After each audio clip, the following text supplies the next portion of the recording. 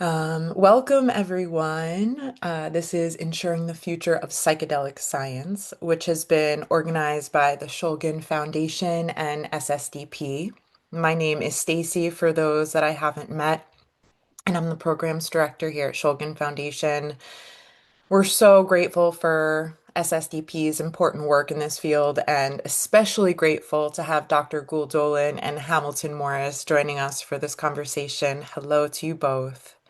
And I'm delighted to introduce our amazing moderator, Finn McGuinness, amazing name, SSDP's Listen to Scientist program assistant. And he brings a background in behavioral neuroscience and has firsthand experience working in psychiatric care for treatment-resistant depression. So, Finn, I'm going to pass it over to you and thank you everyone for being here. Thank you, Stacy. Thank you, everyone, for being here. Um, Very happy to have another collaborative webinar with the Shulgin Foundation, who is carrying on the very important work of Anne and Sasha Shulgin. And thank you, Hamilton and Gül, for being here. I'll just introduce you two quickly. Dr. Dolan is a professor and the Renee and Bob Parsons Endowed Chair in the Department of Psychology, the Helen Willis Neuroscience Institute, and the Berkeley Center for the Science of Psychedelics at the University of California, Berkeley. She also maintains an adjunct professorship in neuroscience and neurology at the Johns Hopkins University School of Medicine, where she previously served as an assistant and associate professor.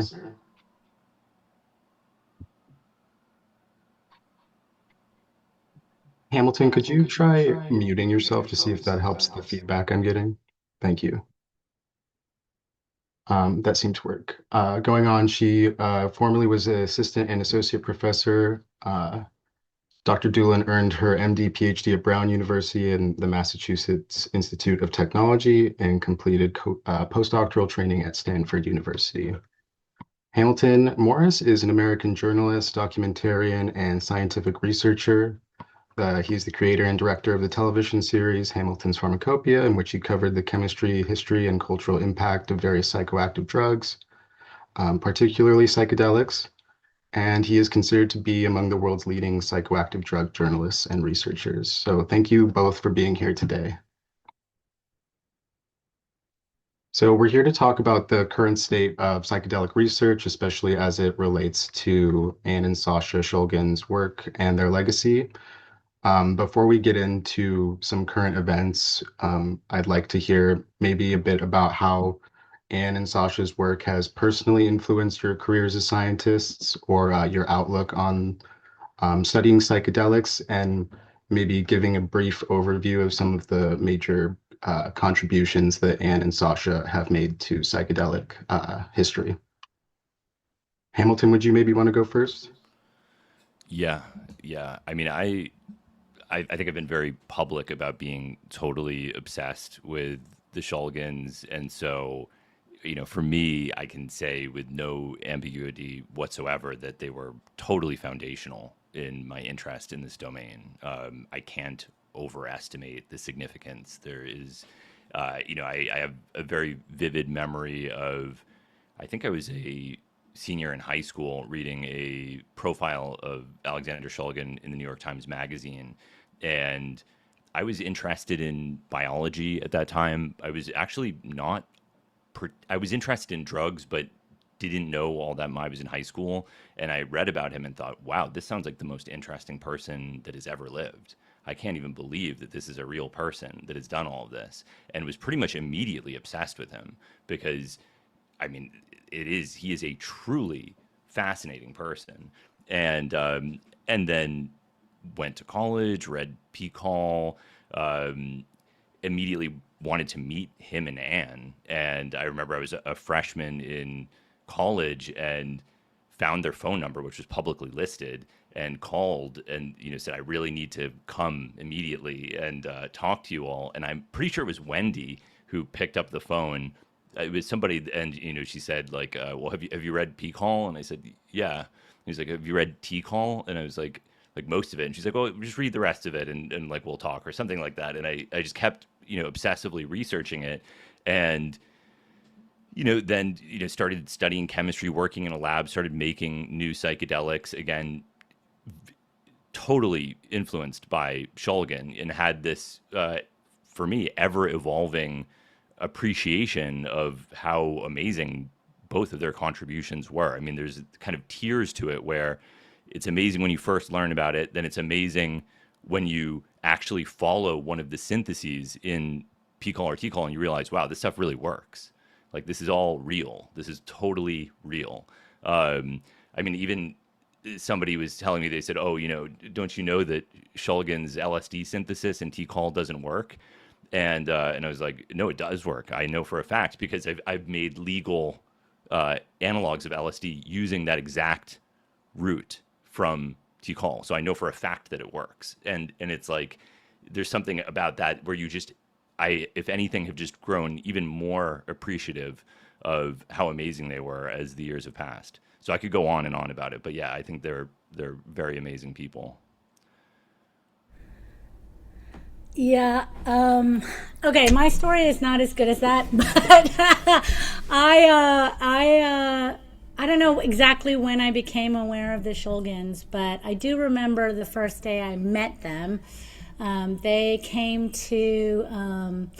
I was a graduate student at MIT, and the neuroscience department was opening up a new building, and all of the faculty had been allowed to invite various luminaries of science, and so there was something like 5 Nobel laureates on stage, and somebody had invited Sasha, and I just remember all of the other speakers being somewhat.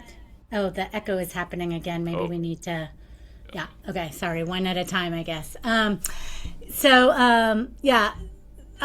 of this, Nobel laureates got on stage and were just saying all kinds of fairly nonsensical things about neuroscience because they weren't all neuroscientists. And then Sasha got on stage, and he was just amazing. He blew everybody's mind because he just kept talking about, move this methyl group from over here to over here, and it changed the way the conscious experience of these molecules. And so for me, that was just a mind-blowing day, and it really solidified for me the idea that, we can understand consciousness and all of the hard problems of neuroscience by really taking a physicalist view and understanding, the relationship between these molecules and other molecules in the brain that they're interacting with, because just changing the molecules slightly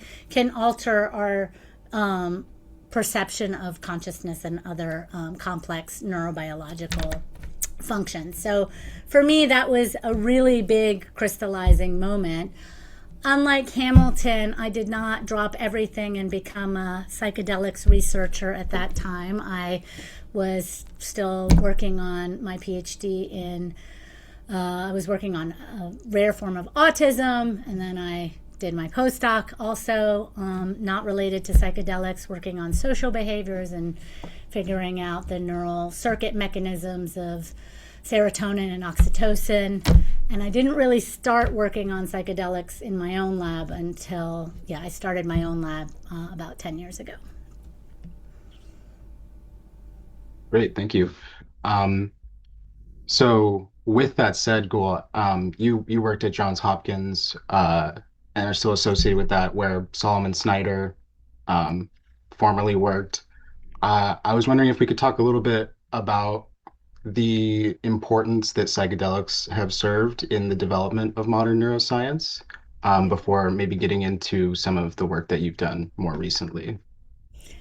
Yeah, so when I was an undergrad, I took a class called Drugs, Brain, and Behavior, and I just remember the day that I saw that picture of, the serotonin molecule next to the LSD molecule, and we read about Solomon Snyder's research and identifying different receptors using the ligand binding method that he discovered, and just being blown away, right? And so then I remember when I got the job at Johns Hopkins, I was watching a documentary film about Sasha, and pops up Saul Snyder, and he's just talking about how he and Sasha used to do experiments together, and how, he just loved visiting. And I think he's even referenced in PCAL as Saul Sandman or something.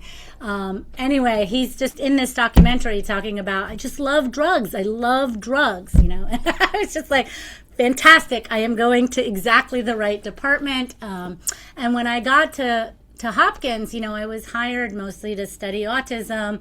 And when I started working on, psychedelics and octopuses and psychedelics and critical periods, my department chair was like, what are you doing? We hired you to solve autism and you're doing all this crazy stuff. But Saul was very, very supportive right from the beginning. So, yeah.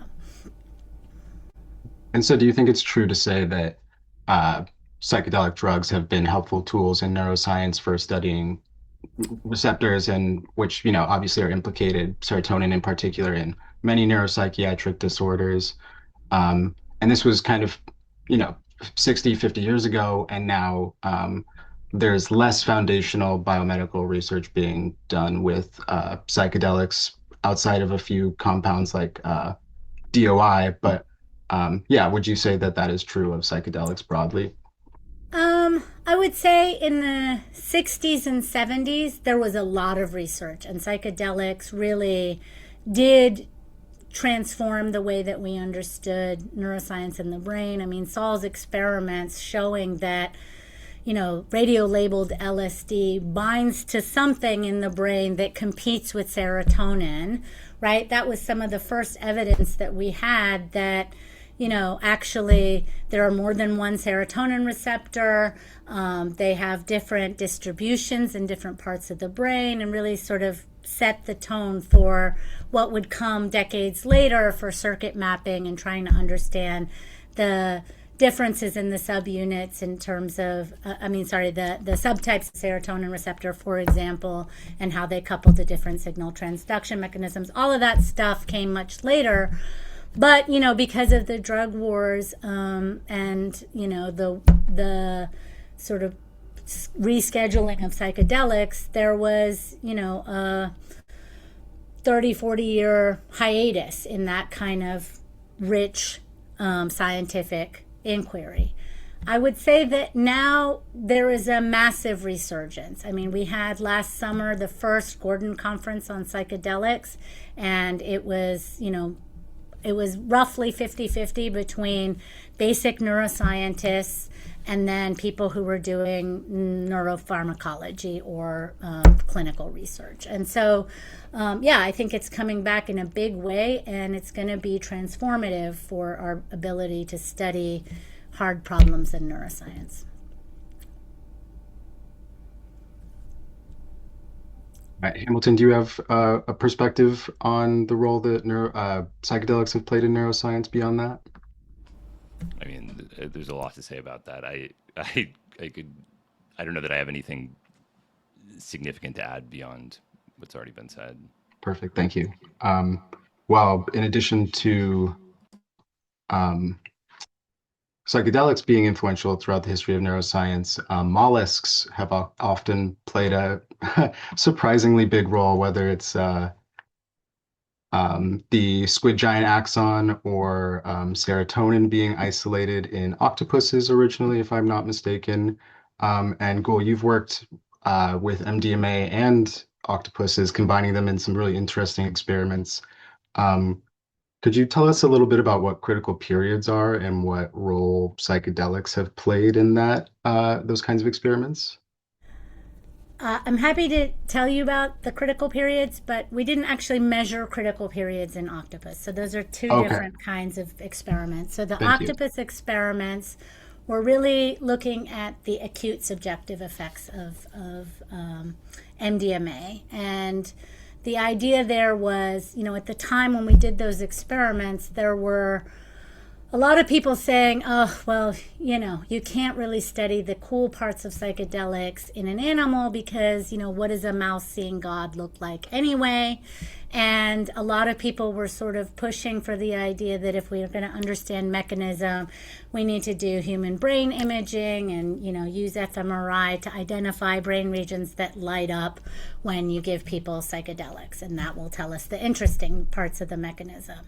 And I really hated that idea because, first of all, I hate fMRI imaging in general.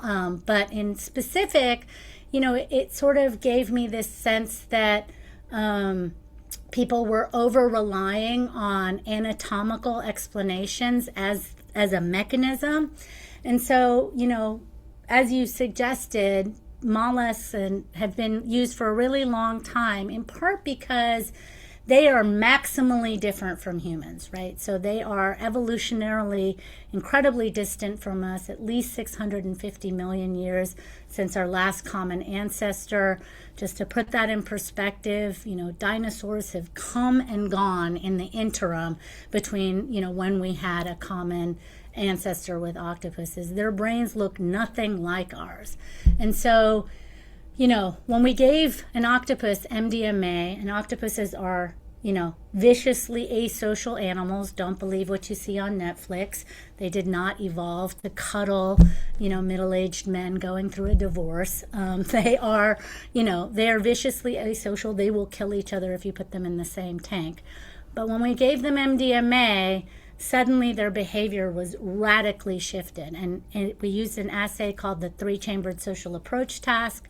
And they behaved exactly the same way that mice behave in that task, which is similar to the way that humans behave on MDMA, which is it has this pro-social effect, which was actually first described by Sasha Shulgin.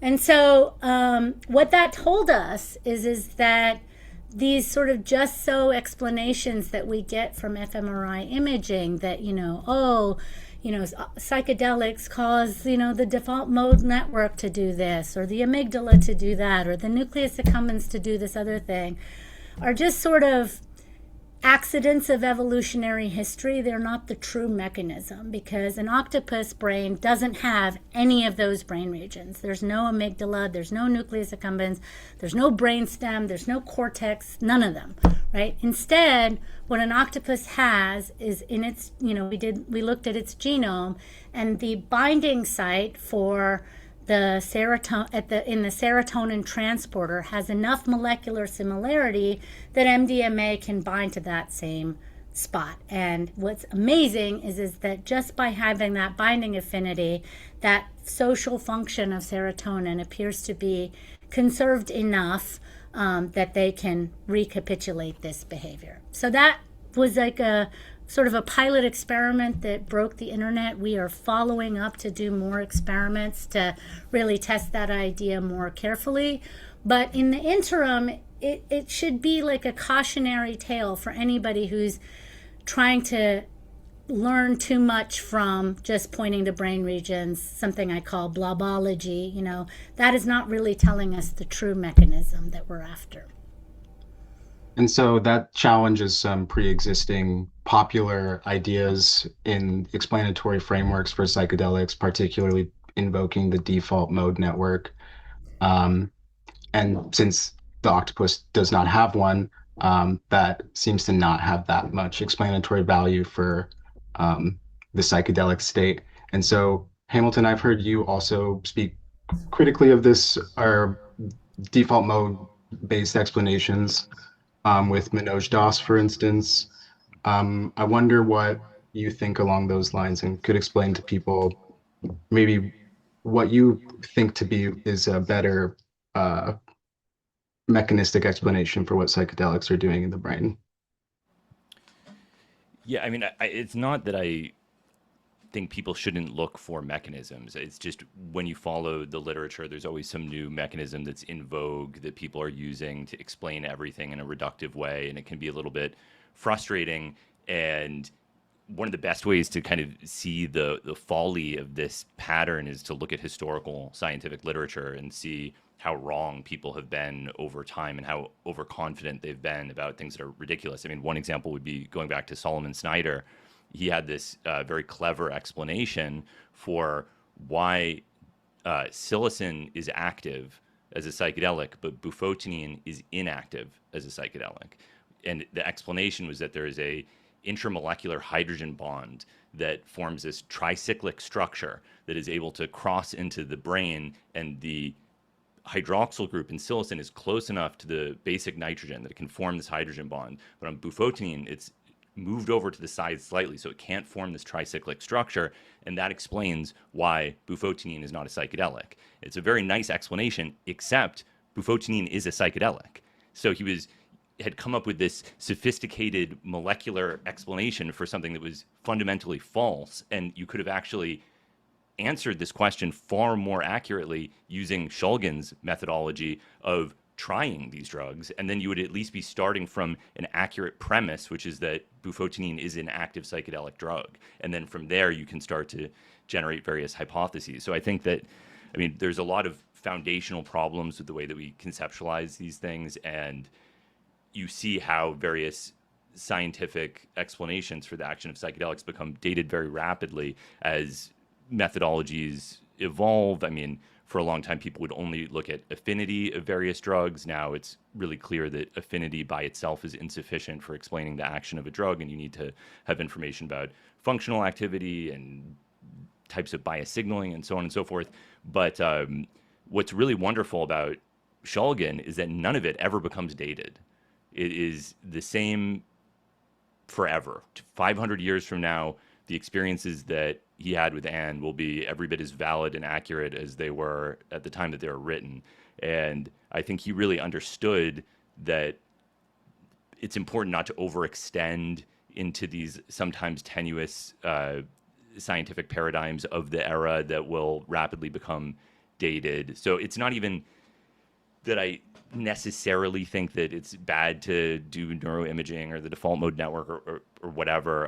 It's just, I think that people are always grasping for a reductionist explanation, and it's usually a misguided impulse. So you think it's a worthwhile pursuit, but that we shouldn't be wed to any ideas, since, like you say, they get overturned so quickly in this field. Yeah, I think it's good to keep an open mind and to look at the literature, but to not jump to any new paper as like the ultimate explanation, whether it's, you know, neurotrophic factors or track B or whatever. It's always, every year it's something different. I mean, if you follow just with ketamine alone, you can find probably, conservatively a dozen different proposed mechanisms for its action. And the reality is that there may be some truth to all of them. There may also be very complicated interplays of different systems in the mechanism of all of these drugs. And that's another limitation of the way that we've historically studied these compounds, is we tend to, due to really limitations of experimental methodology, only look at one thing, right? A lab might only have one cell line. And so they're only looking at the receptor that they think is responsible for an effect. So you're looking at a psychedelic where you're probably going to look at serotonin receptors, because that's what we think is the canonical driver of psychedelic action. And we are not looking at trip channels or, whatever, neurosteroids or whatever. Like, there's a million things that conceivably could play some role. And sometimes it may even be the case that we've completely neglected to recognize a foundational component of the pharmacology of some substance. I mean, like a really prominent example outside of the realm of psychedelics would be this drug tianeptine that the government is currently trying to prohibit, which is a full agonist at the mu opioid receptor, but people didn't even know that. They had like this completely different proposed mechanism of action where they thought it was a selective serotonin reuptake enhancer. This was like the explanation that people had. And then it wasn't until a chemist at the lab of Dalibor Samis at Columbia sent off a sample of tianeptine to the psychoactive drug screening program that they saw that it was binding somewhat selectively to the mu opioid receptor. And then they did additional pharmacology experiments and found that it's a somewhat selective full agonist at mu. So this was like, was this some nefarious pharmaceutical cover-up and they knew all along? I don't know. Maybe they just had never even looked. Arguably, there's no reason that they would have even expected it to be acting at mu, because it doesn't look like any other known mu opioid agonist. So that's just an example, but like, these are the sorts of things that happen somewhat routinely in scientific research. Can I pick up on something that Hamilton just said before you move on to the next question? I mean, so I've sort of pushed back against this explanation based on neural imaging, brain imaging, but I also want to push back kind of in the same way that Hamilton is about the ultra reductionist explanation. So, I'm going to just frame it in terms of what I think is going on right now in drug development, right? So there is this old-fashioned notion that if we want to cure diseases of the brain, then we are looking for some kind of biochemical imbalance, and we want to fix that biochemical imbalance. So this is a framing that started when we discovered, penicillin for syphilis. And so ever since then, translational neuroscientists have been looking for that magic pill that's just going to fix everything. That led to the biochemical imbalance model, which for many years was, if you're depressed, it's because you don't have enough serotonin, and we just need to increase the amount of serotonin in the synapse. And we've been essentially working under that model for decades. And unfortunately, that model has some problems, and we're seeing some cracks in that model because, it doesn't cure underlying root causes. People who end up taking these SSRIs end up, using them for years and years and years. They're getting stronger and stronger, and you're getting withdrawal effects, and so people aren't able to come off of them. And what I think the psychedelics are really doing is challenging that biochemical imbalance model in favor of what I call the learning model. And I think the learning model is not really focused on, binding affinity or looking at specific, another term I can't stand is the psychoplastogen model, which is to me just another iteration of biochemical imbalance model, because it fails to capture some of the great things that psychedelics are doing, which is, they're context dependent. After 1, 2, or 3 doses, you're getting really durable responses, which appear to be related to what you learned during that psychedelic experience. So the context dependence also affects the durability. And I think this is why we're getting such incredible transdiagnostic efficacy. And it's really, I think, the learning model is taking us away from this reductionist notion that, all you have to do is identify the binding affinity. We were captivated by this idea too. And, one of our papers, we went after the beta arrestin idea. And, we were all excited because it seemed like, MDMA's effects were blocked in the beta arrestin 2 knockout mice, and psilocybin's effects were blocked, and LSD's effects. And then we got to ibogaine, and ibogaine doesn't care at all about beta arrestin 2. Ketamine doesn't care at all about beta arrestin 2. And so trying to reduce it down to a simple biochemical explanation or a single receptor seems not likely to be the answer that helps us explain this learning that's happening during psychedelics. I will say that when we looked more broadly and did RNA sequencing, what we found is that whole clusters of proteins were being upregulated, the transcription of these proteins were being upregulated, that seemed to cluster around things like extracellular matrix remodeling, metaplasticity, and so, including a trip channel, by the way, Hamilton. There are different ways that we can use to still get at molecular mechanisms without trying to reduce the problem into a single receptor binding. I don't think it's the serotonin to a receptor. I don't think it's any one specific receptor. So along those lines, in that sort of work that you've done, Gül, I believe you've hypothesized that the subjective effects of psychedelics are connected to the metaplastic brain state, and that they correlate. And then along the lines of what we were talking about, psychoplastogens, I think I've heard you say elsewhere that you don't think that removing the psychedelic, the hallucinogenic trip portion of the molecule will lead to the same therapeutic outcomes. Am I correct in saying that? Yeah. So I don't have direct evidence to say absolutely if you get rid of the trip, then you will get rid of the therapeutic effects. But what I do have is a correlation between the duration of the trip and the duration of the open state of the critical period. And so that is an interesting relationship that we don't have a mechanistic explanation for yet, but it's nevertheless there. And it suggests that if you are shortening the trip, even if it's a really intense trip, you're not going to be able to keep that critical period open for very long. And so just to give you some numbers and for the audience, ketamine, the trip lasts between 30 minutes to 2 hours in humans. In mice, ketamine reopens the critical period for about 48 hours. On the other extreme, ibogaine, the trip lasts, 1 day to 3 to 4 days, depending on a lot of other factors. And the critical period stays open for about a month, right? Or possibly longer. We just didn't look further out. And so and LSD is sort of in between. Psilocybin and MDMA are about the same. So it keeps the critical period open for about 2 to 3 weeks. And so this is suggestive that the mechanism of reopening and the mechanism of reopening a critical period, which are these windows of time when the brain is especially able to learn from its environment, is especially sensitive to things in its environment.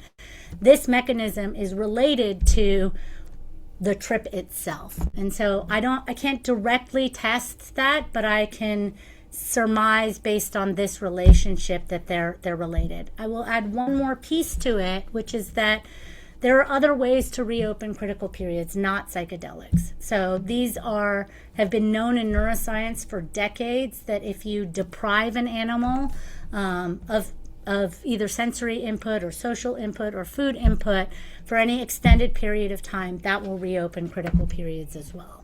And I think it's interesting that when we've done those types of experiments in humans who have 2 weeks of visual deprivation, starting on day 2, start hallucinating and having mystical experiences. So you can get to this state of critical period opening, hallucinating, mystical experiences in 2 very, very different ways. There's no evidence that the serotonin 2A receptor is at all involved in deprivation-induced critical period reopening. But in both cases, you are sort of tripping the system into believing that the world is radically different than what the nervous system is expecting. And when that happens, it sets a sort of reset button for the synapse, which I'm not going to get into the details of the sort of sliding modification threshold and synaptic physiology that suggests the mechanism for something like that. But I think both of them are able to trigger that mechanism equally well. And that to me is another piece of evidence that suggests that the trip matters, and the trip and what it feels like to reopen critical periods is just what it feels like to have this mystical experience, either pharmacologically induced or deprivation induced. Perfect, thank you. Does that mean that babies are the subjective experience of being a baby is akin to psychedelics? I mean, I'm not an expert in this, but Alison Gopnik has written a lot about the way that children during early development are perceiving the world and learning in the world and solving problems in the world. And, she has some literature suggesting that children are able to solve puzzles that she makes up for these laboratory experiments that adults can't solve, because the way that they approach a problem is very much they're sort of much less governed by rules and priors and sort of a causal relationship that they've inferred from their larger knowledge. And instead, their solutions to problems are much more exploratory in nature. And so I have always noted that, going on a walk with a 3-year-old is, it's fascinating because, they're noticing everything, and, they're they're in awe of everything, they're exploring, and that phenomenologically it seems very similar to the way that people are when they're tripping. And I'm not the only one who's noticed this. I mean, Anne Shulgin talks about this a lot, about that sort of that openness, that feeling of wonder, that returning to a childlike state. I believe the Bwiti also have an expression around this for ibogaine, returning to your childlike self. So I think that lots of different lines of inquiry are kind of pointing in a similar direction. Interesting. Thank you. Along the lines of, again, removing the psychedelic component from psychedelics or the hallucinogenic component from psychedelics, Ariadne is a drug that Sasha Shulgin synthesized. And though psychedelic in its structure is atypical in not being very phenomenologically rich, but it was one of the few compounds that was explored for clinical trials, but never made it past phase 3. I wonder if you're able to talk a little bit more about that, Hamilton, and maybe in addition to that, do you think that there are any other chemicals from P-call or T-call that are ripe for exploration in that way? Yeah, yeah, I have a lot to say. I don't even know how much I should say about it because there's now this sort of effort to redevelop Ariadne. But yeah, during Sasha's life, the compound that came closest to any semblance of pharmaceutical acceptance happened to be one that wasn't really psychedelic. Um, at very high doses, it does seem like it can do something that is sort of like a psychedelic, but it's sort of intrinsically microdose like, where it never really blossoms into a fully psychedelic effect. And there was a huge scandal during the phase 2 evaluation that was actually the subject of a Senate hearing. And there was even some indication of CIA involvement in this very, at least according to the contemporaneous reporting at the time. This is a pretty wild story that isn't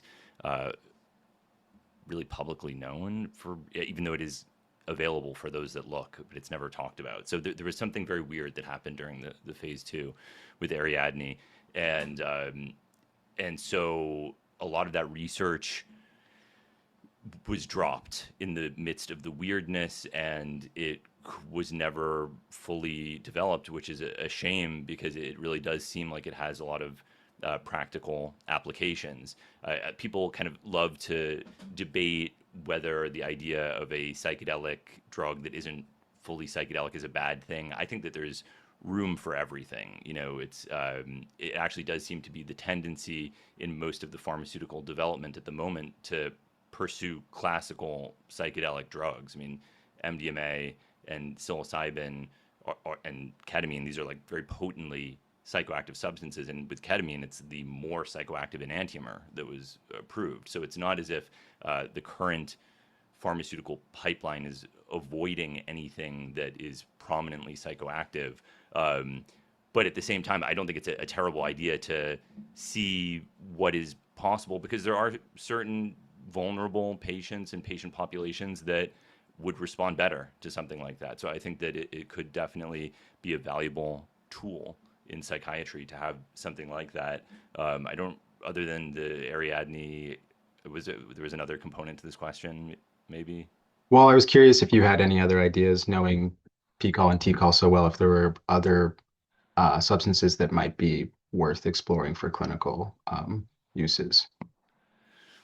I mean, that's kind of one of the amazing things, is that there's so much that we just are only starting to appreciate that is hinted at in those books. And a lot of it, again, is a product because we don't even know exactly what it is that is responsible for the therapeutic effect of some of these substances. Like, you would find a lot of literature suggesting that it's like the alpha-3 beta-4 nicotinic acetylcholine receptor that's responsible for the anti-addictive effects of ibogaine or whatever. And maybe that plays a role, maybe. But I could see a million other things. I could actually see, I mean, just as a example that I don't think gets brought up very often, as somebody who I've spent most of my adult life on and off dependent on never smoking cigarettes but chewing nicotine gum, weirdly.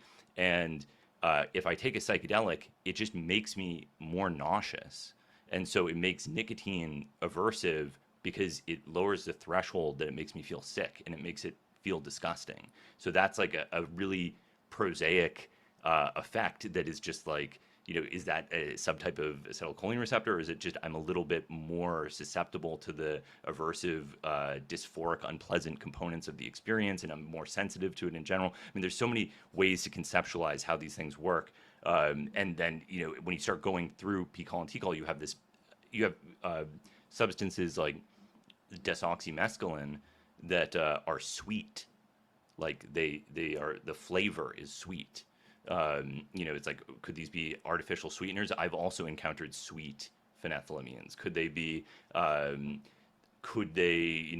treatments for disorders that we don't even conceptualize as something that would be treated with a psychedelic type substance, right? There's some discussion of treatment of things like glaucoma or inflammation. I mean, there's just endless possibilities, or even some of the Chuck Nichols stuff with inflammation, where you have drugs that appeared to be very uninteresting in terms of their effects in P-call, but that's also because certain anti-inflammatory interventions wouldn't necessarily be felt. So there's like all kinds of aspects of this that could be very, very useful as we increase the resolution of our understanding of what these substances can do. Perfect. Thank you. I think that's a good segue into talking more about prohibition, and in particular DOI and DOC, which in 2024 were intended to be scheduled and then eventually were agreed upon by the DEA to be scheduled. Nothing has really moved in that direction, but so here's a tool that's been used for decades to study serotonin receptors, and a great example of what happens when neuroscientific tools that are just beginning to be understood in terms of some of these things that we didn't know much about, like the anti-inflammatory aspect of some psychedelics.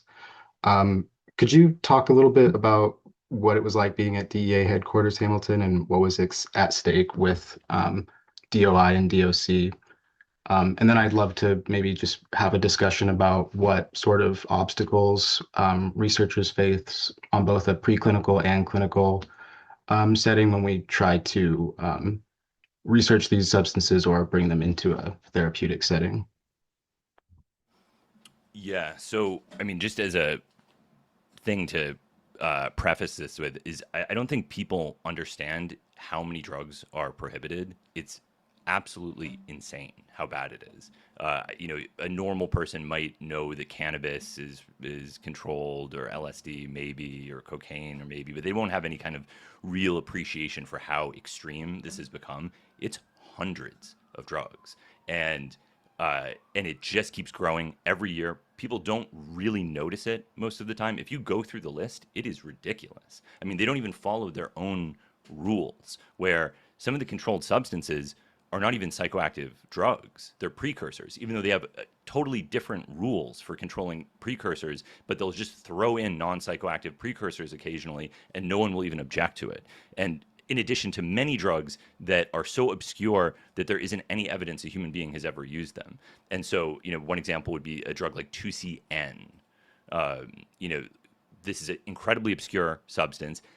They happened to place it in Schedule 1. Nobody noticed because it's not it doesn't have any cultural attachment. There's no group of people that care about 2CN anywhere. Even scientists, for the most part, don't know about it. Maybe some chemists do because it's somewhat easy to make. That's like one of the nice things about it. The lab that I was working in was making a ton of 2CN derivatives, in part because they're really easy to make, and they seem to have potentially some interested bias signaling characteristics, or this was like the original hypothesis. And then it being placed in Schedule 1 really interfered with all the research that we're doing. Like, it is absolutely a hassle. So when the DEA announced their intention to prohibit DOC and DOI, in addition to preceding that at 5-tryptamines, this was a really inflammatory thing to do because, normally they go after some kind of opioid or synthetic cannabinoid that like no one is going to fight them for. I think in those instances, it's also a misguided strategy. But this one was really weird because with DOI, in terms of peer-reviewed scientific literature, there isn't a single example that a human being has ever even used it. right? There's not a medical case report of somebody being hospitalized after overdosing on DOI. There's no deaths. I know a couple of people have used it. Presumably, Sasha Shulgin used it. There's a report in Peak Hall on it that I'm assuming is written by him. It certainly sounds like it was. It's actually a kind of poignant, moving report. If anyone, it's worth reading. But so, I mean, this is just the idea that this would be a public health concern is completely ridiculous. This is something that is not a problem, and yet it is also the basis of literally thousands of peer-reviewed scientific papers, thousands of experiments, thousands of patents, and in part because it is uncontrolled specifically, which makes it easier for researchers to access. And it's also really nice to have one uncontrolled compound that can serve as a reference between scientific studies, because if you have one compound that's in many studies, it gives you a reference point for comparison. If you're looking at affinity or whatever, you can say, oh, well, maybe their thing was different because they reported something completely different for DOI. If everybody has to use something different, it makes it really difficult to compare published data. So this was so bad that it almost felt like an intentional effort to hobble scientific research to me and many other people. There's no public health justification for doing this, and it would have a catastrophic impact on science. And so this really felt like, if they're going after DOI, this is indisputably a problem. There is clearly something deeply wrong. And so I went to the hearing, which was, there were two brilliant attorneys, Robert Rush and Brett Phelps, who were working with SSDP to prevent this, and it was insane. I mean, I covered it all for my podcast and went into a great deal of detail on everything that happened. But it's a really, really ridiculous process where you had all these scientists standing up for DOI. They had nothing against it, right? They had no evidence that this was a threat to public health, and it felt futile. It was like a really frightening thing to watch what was going on. And even in the way that they minimized the way that prohibition would interfere with scientific research, where they would say, oh, well, you can just apply for a Schedule I license, and that's that. And it's not that difficult. And, David Nichols and Chuck Nichols and many other scientists stood up and said, it is a big deal. And it absolutely is, right? Because for better or worse, most researchers are somewhat impulsive. It's nice to be able to just do something when you're curious about it and not have to spend months applying for licenses and worrying about restrictions over something that is just ridiculous. It's pure bureaucracy. Just like, I'll give one brief example because I could talk about this forever, but the DEA is also announcing their intention to prohibit the substance 7-hydroxymetragenine.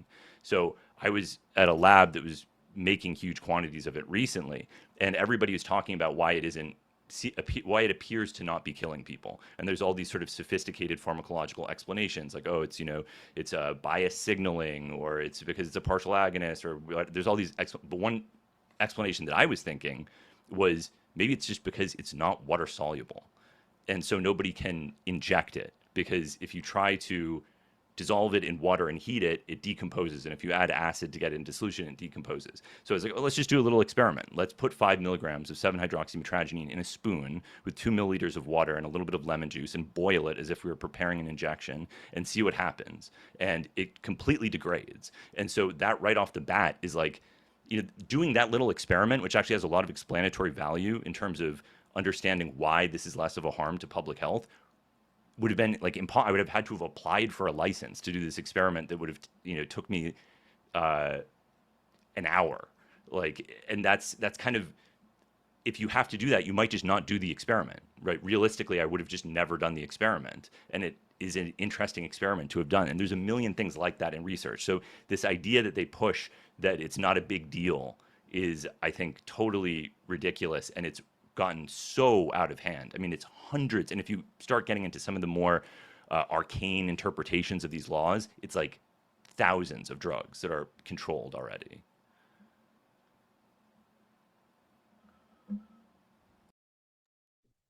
Well, would you have anything to say about the challenges being a researcher who does foundational neuroscience research and also, as we talked about earlier, trying to do more clinical things recently?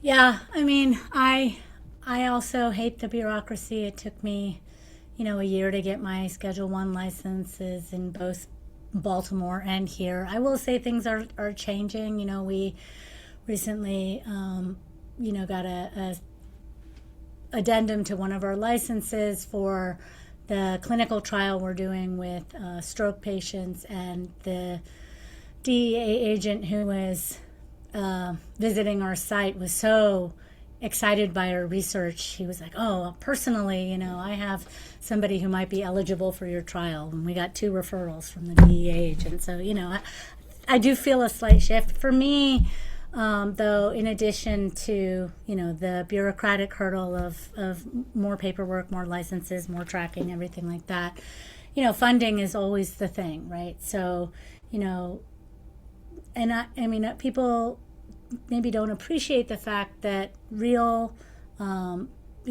inflation adjusted dollars for funding in science has been going down steadily since the end of the Cold War. It's an especially tight time now. It's shifted dramatically within my own lifetime.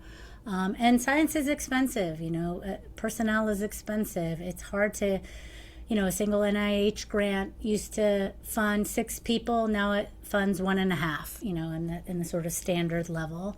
And people don't realize how expensive clinical trials are, right? So, a phase 1 safety study in humans, if you're going to do like 20 patients, maybe that's 1 or 2 million. If you're going to bump it up to a phase 2 study where you want to have double-blind, placebo-controlled, multi-site, now you're looking in the 5 to 20 million range. A phase 3, when you're trying to get hundreds of patients across multiple sites, now you're looking at the 100 to 300 million dollar range, right? And so it's expensive, and unless and I know that people, and I am very grateful to the private foundations who have supported our work throughout the years, but they cannot replace the government, because it's the government that funds sort of pure research, basic research that doesn't have necessarily a therapeutic implication in mind. I mean, my favorite example of this is, the National Science Foundation funded Thomas Brock to go study some weird bacteria living in thermal vents in Yellowstone National Park, because they were weird and nobody understood how bacteria could survive at those temperatures. And Thomas Brock got that funding and discovered an enzyme that we now call Taq polymerase. It is the basis of the PCR reaction that is famous in psychedelic circles, because Carrie Mellis talks about, having invented it while he was using, or because of the influence of LSD on his life. But it was the NSF funded pure research that didn't have a application in mind, that was just sort of like, this might lead to something or it might not. And without funding for that kind of basic research, we are not going to make those foundational discoveries that will bring about the technological innovations in 40, 50, 100 years from now. And so I just think that besides the clinical research, which we definitely need more money for the clinical trials, and that is opening up. The current administration is signaling that they are, and starting to fund clinical trials. Harvard just got an $11 million grant to study phase 1 study for ibogaine. ARPA has released a bunch of funding mechanisms for specific clinical trials. But, animal research and basic chemistry research, this is stuff that needs to continue as well. And so money, money, money. Great, thank you. We're nearing the end of our hour. Do you two feel like you have time to take questions, or we can finish out the last 5 minutes with just a little more discussion between the 3 of us? I can do questions if people have them. I don't know. Sure. We have a few popping in. I suppose this one would be for both of you. If Sasha was alive today, how do you think he would feel about the current push for integration of psychedelics and similar substances in modern medicine? And I guess I'd like to add to that, what do you think Sasha and Anne would think of the current, what has happened recently with MDMA clinical trials and where that's going? I mean, I think they would be in favor of it. They were. Sometimes I encounter this sort of strange misinterpretation of Sasha Shulgin, where people act like he was like anti-pharmaceutical or hated industry. I mean, he worked in industry. He filed patents. He was in favor of the medical use of these substances. That was one of the major desires in his career, was to create things that had medical and scientific applications. So I think that he would be very excited by everything that is happening. I think he'd be delighted by it. Maybe not about absolutely everything, but I think in broad strokes, this is representative of a enormous degree of progress, even if things are not perfect. I mean, I think about my own time, 10 years ago, making psychedelics, and the idea that there would ever be any funding for it, or that there would ever be any hope of developing them as medicines, was ridiculous even 10 years ago, at least where I was. It seemed truly like there was no way. And that is, of course, changed radically. So I think they would be pleased.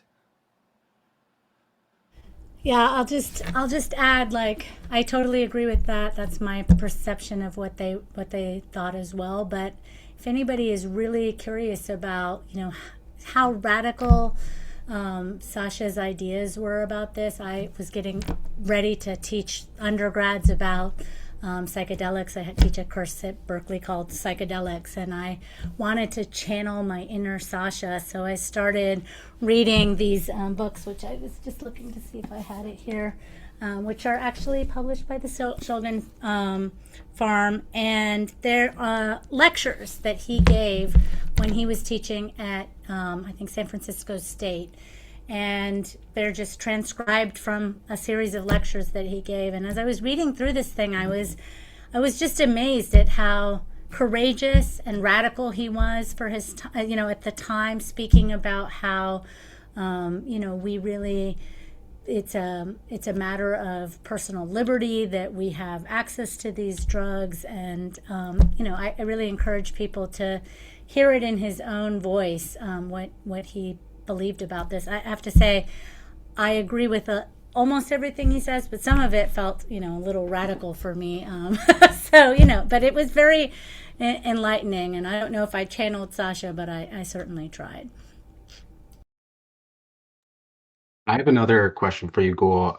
We glossed over this, but the context-dependent nature of the therapeutic outcomes of psychedelics. I work in a space that uses esketamine Spravato, which doesn't have a therapy component tied in with the course. And I wonder if you think modalities like that might suffer in the sense that there is no psychotherapist involved, and the patients are often left to their own devices and might be spending that time under the influence of ketamine doing things that are reinforcing negative behaviors rather than trying to unlearn them. Yeah, I mean, I'm glad that you brought this up, Finn. I think this is actually my big fear moving forward, is that, if we keep pushing the biochemical imbalance model, basically what we're saying to people is the drug is all you need. It's just the drug. It's all about the drug. You take the drug and you're great.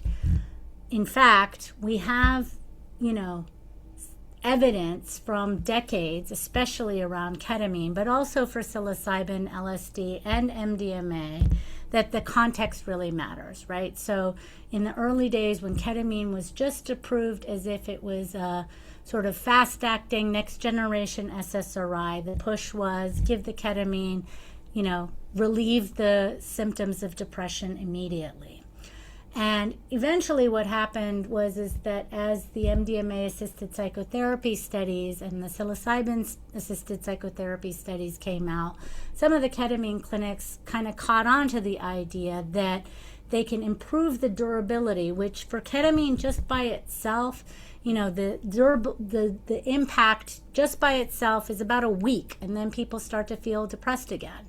And so, but if they started pairing the ketamine with the right kind of therapy, then they were getting similar durabilities, like 3 months, as similar to MDMA. These days, MDMA, the durability has been tested out to 3.5 years formally, but out to 10 years in a couple of patients. Psilocybin formally 5 years out from the third dose of psilocybin, people are still having antidepressive symptoms, and this is dependent on therapy. And so my worry with drug companies like that are pushing for this, we don't need the therapy, we don't want the therapy. Let's get these approved without the therapy. What they're doing is essentially biasing the system to approve no therapy, and so that they can keep pushing this biochemical imbalance model on people. And if you looked only at 2 weeks out from MDMA by itself, used in a recreational setting, versus MDMA plus therapy, those two things at 2 weeks would look about the same. It's only when you go out a year or 3 years or even 6 months that you start to see that actually, if it's paired with therapy, then you have this durable change that probably reflects the learning environment that you provided. And so the therapy, I think you can think of it just as the learning environment. So if you want to cure your PTSD, you want to provide the learning environment that's appropriate for that PTSD. If you want to cure, we are working on stroke, and so for us, the appropriate learning environment is not psychotherapy, it's physical therapy and occupational therapy, right? And so if you want to reopen a motor critical period, providing all this, thinking about your mom and psychological support is probably the wrong therapeutic environment to provide. We're also studying, other critical periods that are unrelated to the brain necessarily, that are not strictly about the brain. And again, the idea is that psychedelics are just restoring the ability to learn. What you learn is dependent on what context you deliver them in. And we think that this has a huge amount of explanatory power for this sort of specific effect that you're describing, the context dependence. People aren't going to a rave and curing their PTSD. They really need that right therapeutic environment. Oh, I should just say, by the way, this is the only, as far as I know, the only sort of thing that we've studied in mice that has also context dependence, right? So if we give MDMA to a mouse in a social environment, it reopens the social critical period. But if we give it in an isolation environment, it does not, right? And similarly, other labs have looked at psychedelics for visual critical periods, and then the social or the asocial doesn't matter. It's the visual environment that matters for reopening that visual critical period. So I think context is somehow supervising what set of neural circuits gets activated and reactivated and becomes sort of enabled for reconfiguring post-psychedelic. Just a hypothesis. Excellent, thank you. We're about out of time. We're over the hour mark. Is there any closing thoughts that you'd like to leave us with, Dr. Dolan or Hamilton? I would just, also say it's really worth reading The Nature of Drugs. It's great. It's a masterpiece.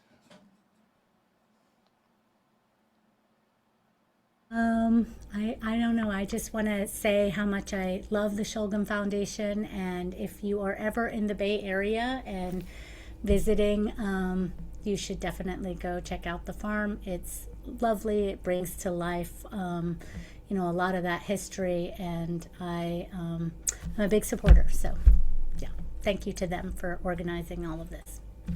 Yes, thank you to the Shulgin Foundation and Students for Sensible Drug Policy. Thank you to all our attendees for supporting us. Thank you, Hamilton and Gül, for taking time from your busy schedules to be here. It's dearly appreciated. This talk is recorded, so if anybody wants to revisit it, it will be on the Shulgin and SSDP YouTubes. Make sure to follow Hamilton on Patreon and read Gül's publications in various high impact journals as they come out. Thank you, everyone. Hope you have a great night.